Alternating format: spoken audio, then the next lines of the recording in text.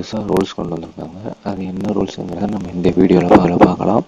இந்த ரூல்ஸுங்கிறது எல்லா பேங்க் செக்டார்ஸுக்கும் நான் பேங்கிங் செக்டாருக்கும் பொருந்தும். இது எதை பற்றின அப்டேட்டுன்னு பார்த்தீங்கன்னா சிபில் ஸ்கோர் சம்மந்தமான அப்டேட் தான்.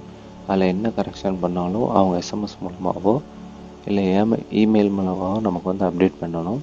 ஃபஸ்ட்டு கோரிக்கை என்னென்னு பார்த்தீங்கன்னா, நீங்கள் ஏதாவது ஃபார்ம் கொடுக்குறீங்க லோன் கேட்டு அப்படின்னா அவங்க அது நிராகரித்தாங்கன்னா அதுக்கான காரணத்தை கண்டிப்பாக சொல்லணும். அதாவது எதுக்காக நிராகரித்தோம், என்ன காரணத்துக்காக நிராகரித்தோம் அப்படிங்கிறத ஃபுல் டீட்டெயிலோடு அவங்க சொல்லணும். எக்ஸாம்பிளுக்கு உங்களோட கிரெடிட் ஸ்கோர் வந்து லோவாக இருக்குது, அப்படி இல்லை அப்படின்னா உங்களோட டாக்குமெண்ட் வந்து இந்த லோனுக்கு எலிஜிபிள் இல்லை அப்படிங்கிறத கண்டிப்பாக சொல்லி ஆகணும்.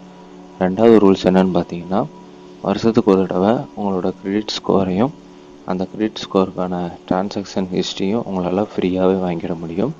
அதுக்கு மேலே நீங்கள் வாங்கணுன்னா, அதாவது 1 இயருக்கு மல்டிபிள் டைம் வாங்கினீங்கன்னா தான் நீங்கள் வந்து அமௌண்ட் கட்டுற மாதிரி இருக்கும். மற்றபடி வருஷத்துக்கு ஒரு தடவை வந்து ஃப்ரீயாகவே நீங்கள் பார்த்துக்கலாம். அதுக்கான லிங்க்கை அந்தந்த பேங்க்ஸ் அண்ட் நான் பேங்கிங்ஸோட வெப்சைட்டில் இருக்கும்.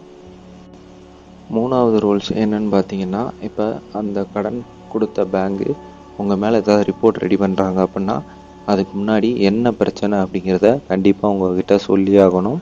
அது எஸ்எம்எஸ் மூலமாகவோ இல்லை இமெயில் மூலமாகவோ கண்டிப்பாக உங்கள்கிட்ட சொல்லி ஆகணும். இது புதுசாக ஆர்பிஐ கொண்டு வந்த விதி, கஸ்டமருக்கு ரொம்ப சப்போர்ட்டான விதியாகவும் இது இருக்குது. நாலாவது ரூல்ஸ் என்னன்னு பார்த்தீங்கன்னா, இப்போ அந்த பேங்க் மேலே நம்ம ஏதாவது ஒரு ரிப்போர்ட் கொடுக்குறோம் அப்படின்னா அந்த ரிப்போர்ட்டை அவங்க 30 நாளுக்குள்ளே கண்டிப்பாக என்ன ப்ராப்ளம்னு பார்த்து ரெக்டிஃபை பண்ணி ஆகணும். அப்படி பண்ணலை அப்படின்னா 31வது நாள்லேருந்து ஒவ்வொரு நாளும் அவங்க 100 ரூபாய் அபராதம் கட்டுற மாதிரி புது ரூல்ஸை ஆர்பிஐ கொண்டு வந்திருக்காங்க. டோட்டலாக பார்த்தீங்கன்னா 30 டேஸ், அதில் அவங்க மெயினாக 21 டேஸ்க்குள்ளே முடிக்கணும். முடியாத பட்சத்தில் எக்ஸ்ட்ரா 9 டேஸை அவங்க எடுத்து அந்த 30 நாளுக்குள்ளே அவங்க அந்த பிரச்சனை கண்டிப்பாக தீர்த்தே ஆகணும்.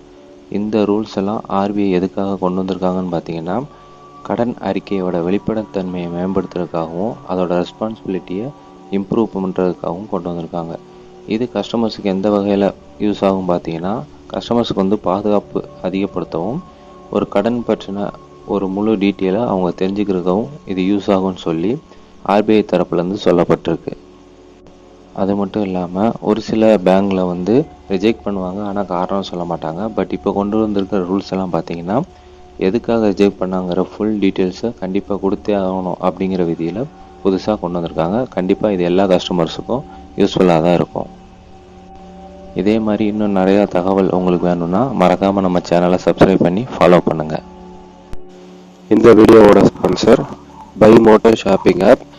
இவங்க ஒரு ஆன்லைன் ஷாப்பிங் ஆப் தான். அதாவது நமக்கு தேவையான எல்லா மளிகை பொருட்கள் காய்கறிகளும் இந்த ஆப்லேருந்து நம்மளால் பர்ச்சேஸ் பண்ணிக்க முடியும்.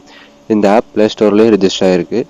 உங்களுக்கு வேணுங்கிறவங்க டிஸ்கிரிப்ஷனில் லிங்க் இருக்குது, அதை கிளிக் பண்ணி இந்த ஆப்பை இன்ஸ்டால் பண்ணிக்கோங்க. நியூ ஜாயினர்ஸ் எல்லாருக்குமே அவங்க ஆஃபர் கொடுக்குறாங்க. ஸோ கண்டிப்பாக நீங்கள் இது யூஸ் பண்ணி பாருங்கள்.